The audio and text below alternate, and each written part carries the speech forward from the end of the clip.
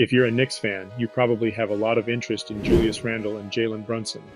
Randle's been a rock for the team, always delivering when it counts. Brunson, on the other hand, surprised everyone last season, quickly becoming a fan favorite. Both have their strengths and areas to improve, and as we gear up for the new season, it's worth looking at what these two are bringing to the table. So keep watching. Julius Randle season preview.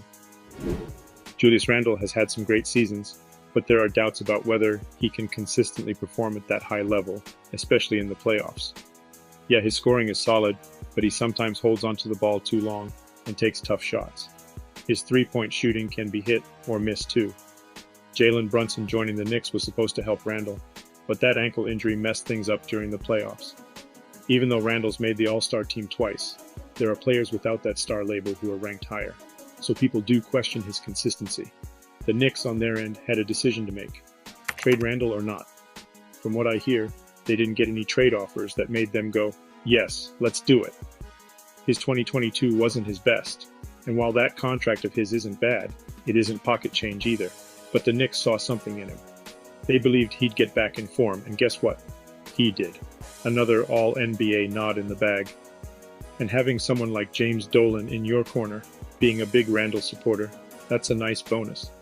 Now, if some team comes knocking with a trade offer for Randle that's too good to refuse, I think the Knicks would at least entertain the idea. But right now, it feels like Randle's got a solid place in New York.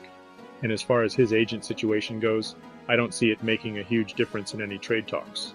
Randle is becoming a household name for Knicks fans. You mentioned Carmelo Anthony, and it's hard not to think of that stellar 13 season he had. But Randle? He's carving out his own legacy. He might not outshine Melo's peak years, but in terms of the team's overall success, Randle has the opportunity to make a deeper mark. Games played are one metric, but impact? That's something more profound. If he keeps up this all-star caliber play and helps the Knicks find consistent success, there's no reason he won't be mentioned in the same breath as legends like Patrick Ewing and Allen Houston. It's a big if, though. The NBA is unpredictable, and staying with the Knicks isn't entirely in Randle's hands. But he's definitely got a say in it. Randle's change in gameplay is noteworthy. Gone are the days when he'd just throw up a shot and hope for the best. Now he's using data and analytics to refine his approach. That's smart. The fact that he's decided to reduce those mid-range jumpers and focus on three-pointers shows he's adapting. It's not just about gut feelings, it's about understanding the math of the game. His stats from the last season show it's working.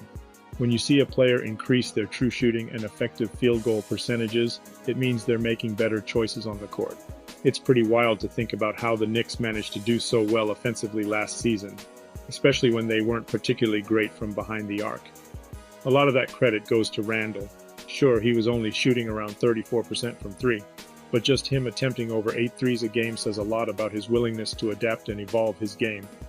And bringing in Jalen Brunson, that move was a game changer for Randle and the Knicks as a whole. But, as with all things in the NBA, it's about adaptability. Can the Knicks keep catching teams off guard with their offensive style, or will the league figure them out? It's always a chess match. Randle's commitment to studying the game and adjusting his shot selection is commendable. If anyone can keep this offensive system running smoothly, it's him. The playoff struggles, though, that's a real concern. The playoffs are a whole different beast with defenses zeroing in on every weakness. With Randle dealing with that ankle injury, it was evident he wasn't at 100%. The Knicks need peak Randle if they're going to make deep playoff runs. Can Randle combine his new analytical mindset with the intense pressure of the playoffs? Only time will tell. But if the Knicks want to avoid being just another interesting footnote, they'll need him to rise to the occasion. Jalen Brunson season preview. Before we talk about Jalen Brunson, don't forget to hit that subscribe button. If you bleed blue and orange, if you live for Knicks basketball, or if you're just a fan of the game, this channel is tailor-made for you. What a ride it's been for Brunson. In under 100 games, this guy's already making waves in New York, becoming a fan favorite. It's been a while since Knicks fans felt this way, probably since Carmelo's time. But is it fair to compare the two? I mean, Melo was always in that LeBron and Wade conversation, with people expecting him to be the next big thing. So when he came to the Knicks, there was a ton of pressure. Brunson's journey was different. Even with his massive contract, he came in as a second rounder. which Dallas didn't keep. So he's always had this underdog thing going for him. And man, New Yorkers love an underdog. Now looking ahead, Brunson's got some big shoes to fill. If he doesn't keep this up and help the Knicks in the playoffs, people will be disappointed. It's not just about personal performance anymore. It's about leading the team to success. It's been a long time since Knicks fans have felt this kind of excitement around a player. It's reminiscent of the Ewing era, where there was this unwavering belief that he could stand up to giants like Jordan or Shaq. Now Brunson isn't at that legendary status, but there is something special about him. Jalen Brunson is a breath of fresh air. That performance in the playoffs against the Heat, unreal. If someone told me at the start of the season that he'd be dropping almost 28 points a game in the playoffs, I'd have called them dreamers, but here we are. Now the real question is, can he keep that momentum going? If those in the know in the Knicks camp are to be believed, that fiery version of Brunson that we saw rack up 32, 38, and 41 points against the Heat is here to stay for the 23-24 season. But, like any player, there's always room to grow. For Brunson, that might be his decision-making in high-pressure situations. I mean, his clutch play has been a sight to behold, no doubt about it. But there's a fine line between confidence and predictability. 31 shots and just 4 assists in crunch time, opposing teams will pick up on that. If he can diversify his approach in those final minutes, he'd be even more lethal. On the defense, the guy's got heart. Sure, he's not the tallest or the most athletic, but he's smart. Drawing charges is a skill, and he's got it down pat. The move from Dallas to New York has been huge for him. Sure, he was solid in Dallas, averaging nearly 12 points a game over 4 seasons. But in New York, with that new contract and a fresh start, he's found another gear.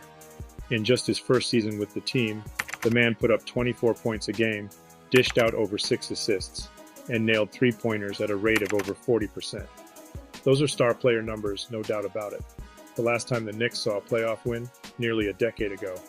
And who played a key role in ending that drought? Brunson. His performance is a breath of fresh air for Knicks fans, and it's clear he's made a huge difference on the team. Now let's talk about age. At 27, he's right in the sweet spot of his career. Most players would be looking at that player option for the 25-26 season, which is set to earn him around $25 million as a definite. But with the way Brunson's been playing, he might just outplay that contract and find bigger offers coming his way. And while Brunson's been a game changer, the Knicks aren't a one-man show.